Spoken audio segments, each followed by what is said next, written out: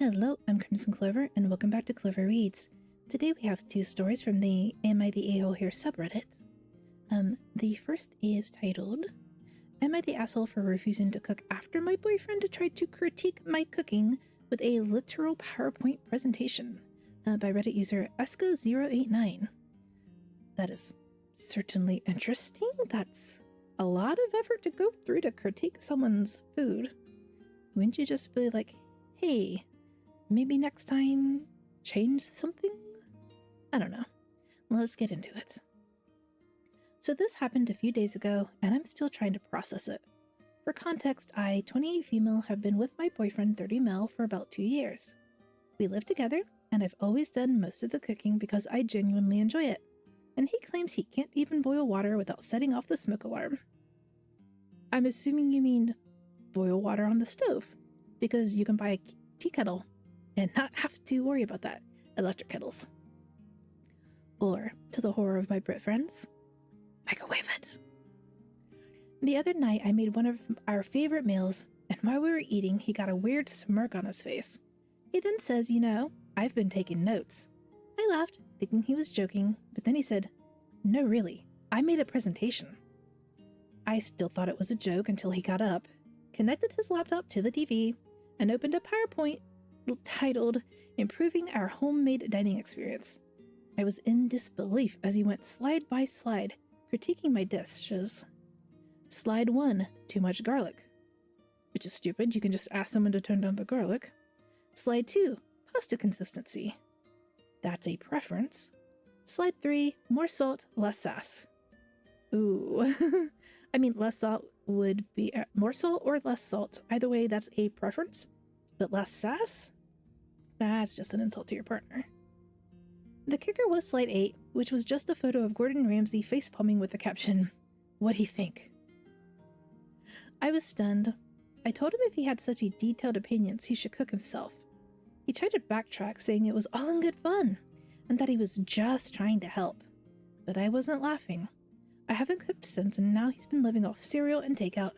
He's sulking, saying I'm overreacting and ruining the joke. So Reddit, am I the a-hole for refusing to cook after my boyfriend presented me with a PowerPoint critique of my cooking? And thanks for all your comments and support. I just posted an update, which we will get to in a second. But yeah, to survive off cereal and takeout, it's not hard to make a sandwich. You put down a slice of bread. You put down a slice of meat, or cheese, or vegetables, then another slice of bread. Maybe you put some mayonnaise on there. Maybe you squeeze on some mustard. But you don't have to live on takeout. Maybe he doesn't like sandwiches. But cereal gets soggy so fast. Update. Am I the a-hole for refusing to cook after my boyfriend tried to critique my cooking with a literal PowerPoint presentation? I think not. Hey Reddit, so it's been a wild ride since I posted my original story about my now ex-boyfriend's infamous PowerPoint presentation critiquing my cooking. I can't thank you enough for all the support, laughs, and even the outrage on my behalf. Buckle up, because here's the follow-up you didn't know you needed. After reading your comments and taking some time to process what happened, I decided that our relationship needed a serious talk. I sat him down to discuss how his presentation come across as not just unfunny, but pretty disrespectful. Typical mature relationship stuff. Well, what does he do? He smirks and goes, "Oh, I was prepared for this." He actually grabs his laptop, connects it to the TV again, and presents me with another PowerPoint titled, How to Take a Joke, a Comprehensive Guide. Oh no. Yes, folks, he made a whole slideshow explaining why I needed to learn how to chill out and appreciate humor. Does it sound to me like he's done stuff like this before that OP doesn't find funny? Slide 1 featured a meme of a clown putting on makeup with my name plastered over it. Slide 2, a bullet point list titled, Why Your Overreaction is Hilarious. Slide 3 was titled, How I'm Clearly the Comedian in This Relationship. At this point, I was too stunned to speak, but then he pulled out slide 6. Things you can do while not cooking because you're mad. The audacity, right? It was as if he really thought he'd win me over with this next level presentation. Spoiler alert, he did not. Yag. I wouldn't be one over either. So I did what any rational, PowerPoint-loving person would do. I made my own. I stayed up all night, crafting a presentation called Why It's Time to Move Out, a farewell guide. It had everything: flowcharts mapping his incompetence in the kitchen, pie charts illustrating my happiness before and after the great presentation debacle, and my personal favorite, slide 9, a gif of Gordon Ramsay yelling, "Get out!" I would like that too. This morning, I sat him down and went through my PowerPoint with the same energy he had given me. His reaction was priceless. He started with that same smirk, but lost it somewhere around slide 4. Top 10 reasons you're moving out today. By the time I got to the resources for finding your apartment slide, he was packing a bag. Now, before anyone worries, yes, he did actually leave. And no, I didn't even have to threaten him with slide 12, which was just a photo of me blocking the Wi-Fi router. I like that one. So yeah, we broke up, and I'm single, happy, and cooking meals for myself without any critique, except my cat's judgmental stare. Cats will always have a judgmental stare. And to those who said that I should make a breakup PowerPoint, just know that your wish has been fulfilled. I still can't believe how all of this went down over the course of a single weekend, but I now feel pretty good about myself. Thanks for all your comments and support. P.S. Oh, and fun fact, some of you were right. He actually is a business consultant, so making PowerPoint presentations is quite literally his day job. I guess he took bringing work home to a whole new unwelcome level. My goodness. So yeah, OP, definitely not an a-hole. Ex-boyfriend? Definitely an a-hole. But it also sounds like there's more that the boyfriend was unhappy about than just the cooking.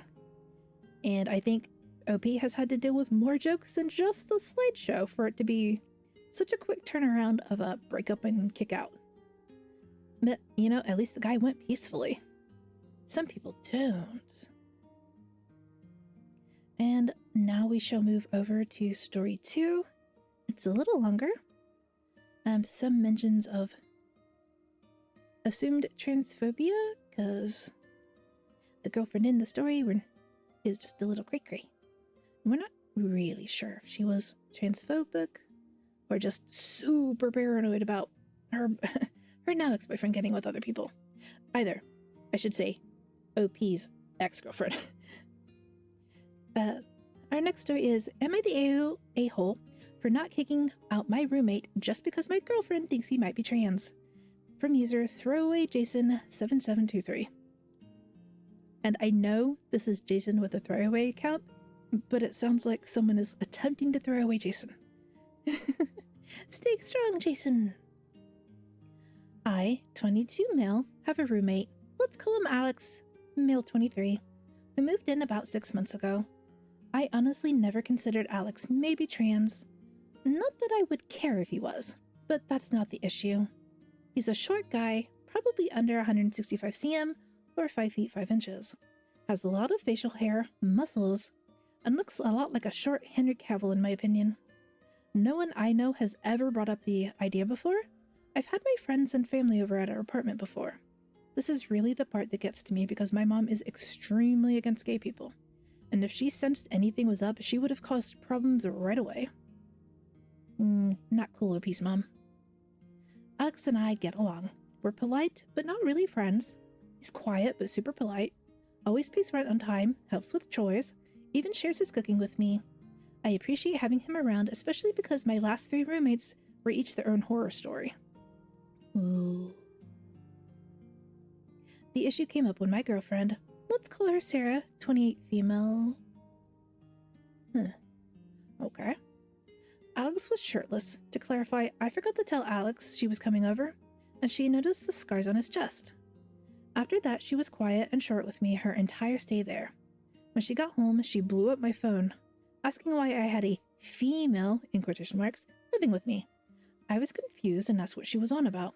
She says that she knows that his scars are from top surgery and that he is short, so he has to be trans and a born female. Well, that's a bit of a reach, isn't it?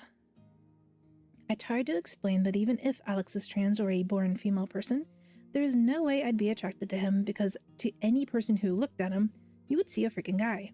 Plus, he's respectful and doesn't cause drama like my last roommates, which she knows about. Just to be clear, I honestly still have no idea if Alex is even trans.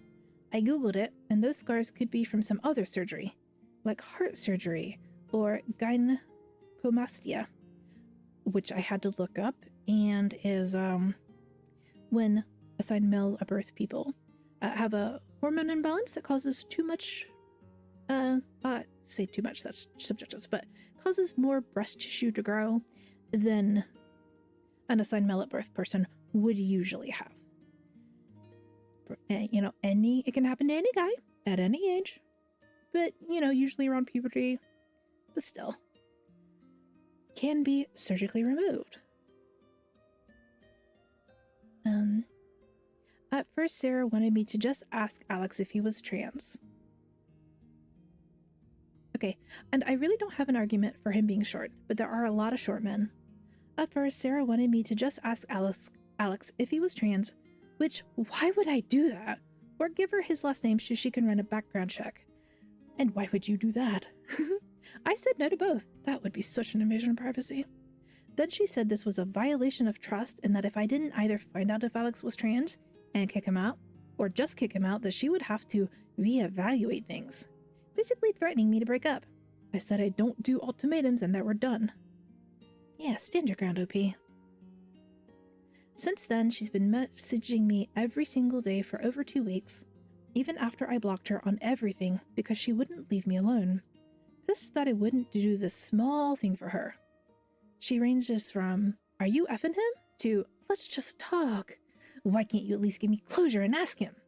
to the most recent of her telling our mutual friends about the situation. Our friends want nothing to do with this show. I didn't feel bad at first, but after talking about it online, I had some people say I should have just asked my roommate if he was indeed trans just to keep the peace, or that I shouldn't have essentially picked my roommate, who I've only had for about 6 months over my girlfriend of 5 years. I wonder if I'm being unreasonable. I legitimately do not see how any straight dude could find Alex attractive, personally, but maybe I should have done something just to keep the peace. No, OP. You definitely should not have invaded your roommate's privacy. Whether he's trans or not, that's for him to tell you when he's ready. Or not.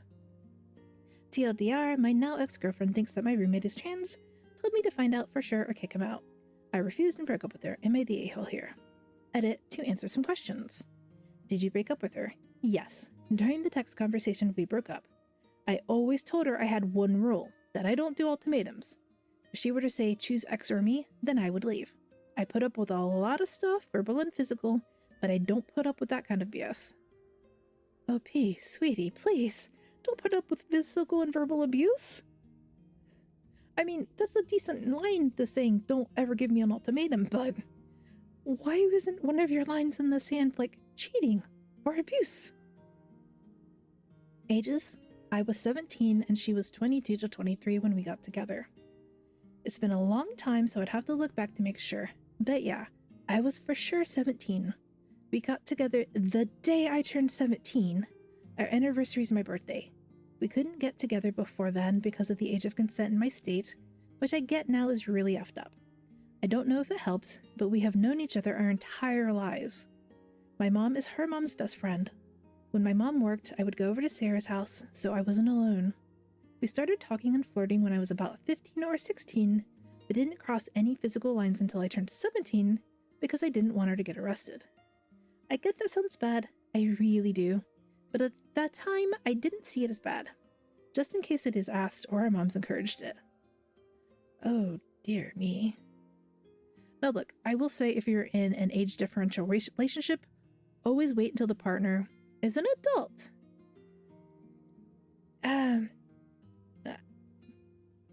There were 10 years between my parents, and they waited till mom was an adult. I have a friend who has like a much higher age gap than that. And again, the friend is an adult. If your partner cares about you, they will wait until you're legal age to do anything. But also, you grew up with them and there's that much of an age gap? That sounds a bit like they didn't even meet as adults. They met as children. That sounds a bit groomer-ish.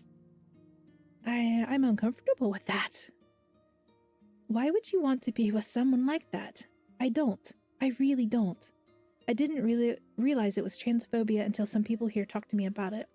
I thought it was just for being jealous. But I get how effed up it is now. Please understand I live in the Bible Belt. I didn't even know how trans people existed until I was 16. My person's thoughts is that I don't see a problem with people being trans and transitioning. I think at the end of the day, it isn't my business. True. It's their business. If it doesn't affect you at all, you don't have to know about it. Is Alex trans? I have no clue. He could be, but he could also have had breast cancer, gyno, heart surgery, lung surgery, any other kind of surgery. I used a photo from Google and Reddit because this whole time I personally thought he had gyno or something, but it's still not my business. Is Alex safe? I'll talk to him when I get home and then talk to my landlord.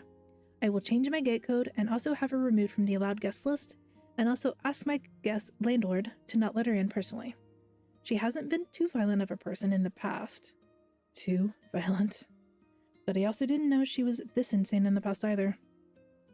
Was there abuse? I feel like this has been kind of implied in some questions. I don't know. Has she insulted me? Yes. Has she been physical? Yes. But nothing crazy. Slapping, pushing, shoving. But nothing like punching or drawing blood. Oh, OP. Slapping, pushing, and shoving is still abuse.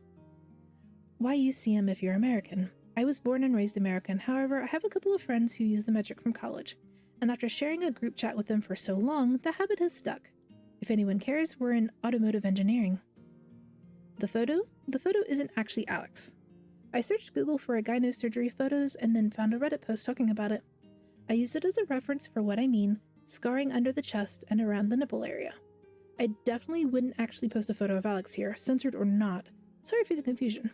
Here is the source for full transparency. And thank you for the photo, OP. I'm not gonna show it myself, but I'll link it down in the comments below. Well, I'll link it in the description. Good, close enough. Why didn't you ask Alex about his scars? I have a few reasons. I personally wouldn't like it if someone asked me. Secondly, my mom has scars all around her body for different reasons, and gets livid if you ask her about them. Third, probably the one that confuses people the most, I didn't really care enough to ask. I was curious, but not, I just thought, huh, and then went on with my business.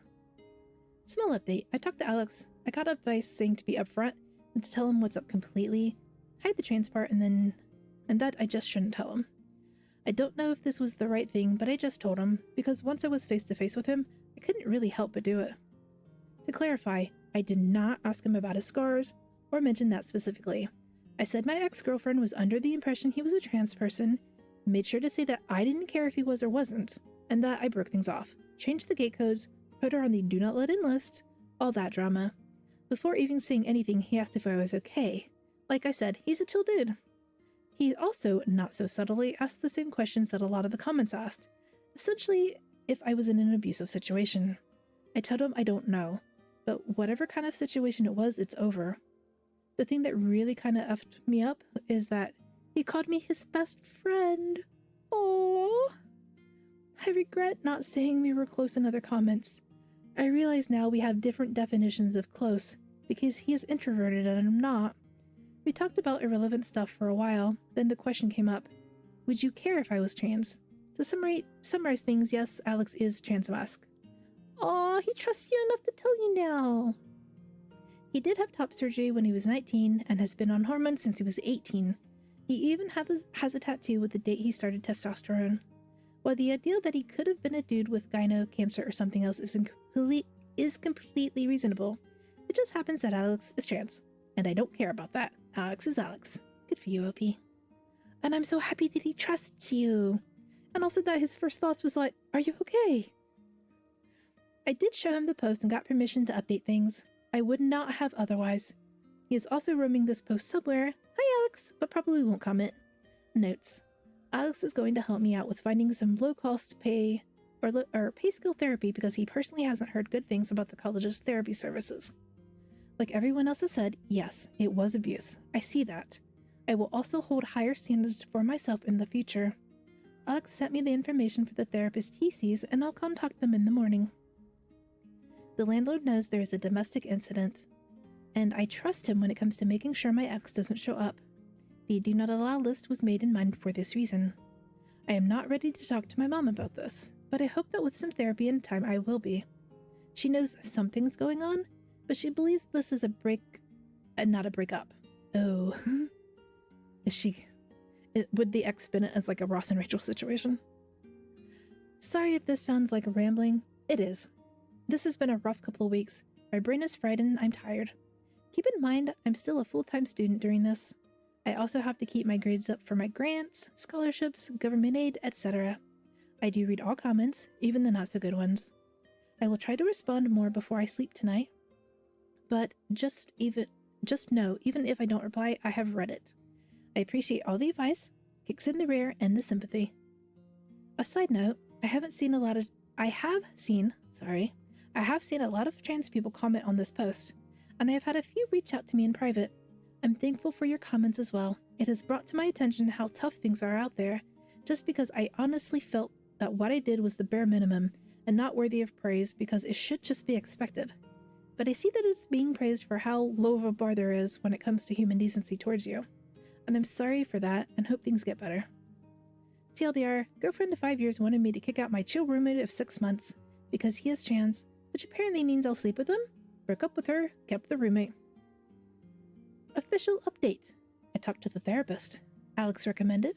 Normally I would be on the wait list until January, but due to the situation, the therapist referred me to one of his associates, and I'll be seen as early as next week. I was also recommended to attend a domestic violence support group that gathers once a month. I was originally not going to go because the idea was uncomfortable, but Alex said he'll go with me, so at least I'll know someone there, and we can leave if it's too weird for me.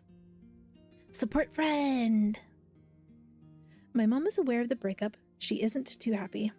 I did not mention the trans part. I said that Sarah was being controlling, and I didn't want to put up with it anymore. Got the usual, that's a normal part of any relationship, comments.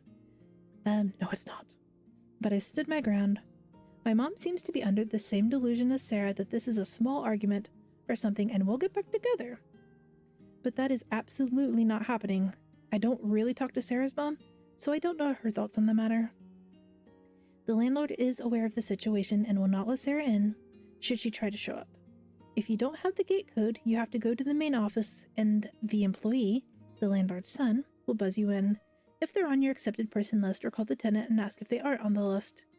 If the individual is on the do not let in list, especially if it involves a criminal matter, they will be asked to leave. If they don't leave, then it becomes trespassing. I know this sounds like a lot, but the security is why a lot of people live here. I hope then they have pictures of people, so she can't go like, oh hey, I'm just here to deliver something. Totally not the ex-girlfriend. Notes after reading some comments.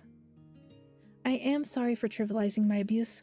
It still feels weird to say abuse, but I do know that it is abuse. Slapping, pushing, shoving is physical abuse, yes it is. And if another person came up and told me their partner was doing that, I would call it abuse. It's not that I don't think women can be abusive, but as I said in one of the comments, I don't view it as abuse when it's towards me. This is probably due to being abused by my mom, which I am going to get help for. For reference, when I mention my mom's abuse, it's why I'm low contact with her. The reason why I was extremely underweight as a kid is because she just straight up didn't feed me a lot of the time. CPS got caught a lot, but never did anything. They also didn't take any claims by my teachers that I was being abused as credible, because there were no marks or abuses, which has warped my view on abuse. Going forward, if I date again, then I won't put up with the physical or verbal abuse. A couple of comments helped by saying that if I was confused on if it was wrong, to think about if it was another person going through it, which has been helpful in what I feel is right and wrong treatment towards me. Good, that is good advice. After a lot of talking, it turns out Alex and I have been friends this whole time, but because I've never had an introverted friend before, I didn't exactly realize. Aww. Usually it's the extrovert who adopts the introvert, and this time, it seems the introvert has adopted the extrovert. Alex says he didn't want to annoy me by trying to chat with me all the time, which ironically is what I was feeling. Now we're going to hang out more, and he is trying to get me to join his D&D game. Yes, join the D&D game. Thank you for reading my giant block of text. I'm on the app and I don't exactly know how to format. I'm grateful for all the comments, regardless if they're good or bad. I do read all of them. And that's the end of that for now. Well, so the ex-girlfriend was right, and she was a transphobe. Good on OP for sticking up for his roommate, his friend. I'm so happy they're friends. I didn't think initially that that the roommate was just an introvert and that's why he didn't think they were friends. But yeah, people shouldn't be forced to come out if they're not ready. It should be their decision whether or not they're willing to share that part of themselves with you. And hey, if you couldn't tell, that's even better. Alex, good job, Alex. You're a supportive friend. You trust your friend. I bet Alex has been wondering for a while whether or not he could approach OP about the abuse, and was like, no, I might drive him away if I mention it. But yeah, I'm glad Alex is in OP's life. I'm glad OP is in Alex's life. I hope they have a strong friendship for many, many years to come. And that's where I'm going to call things for today. I hope you all have a wonderful November and a great rest of your week. And hopefully I'll see you next time. Bye-bye.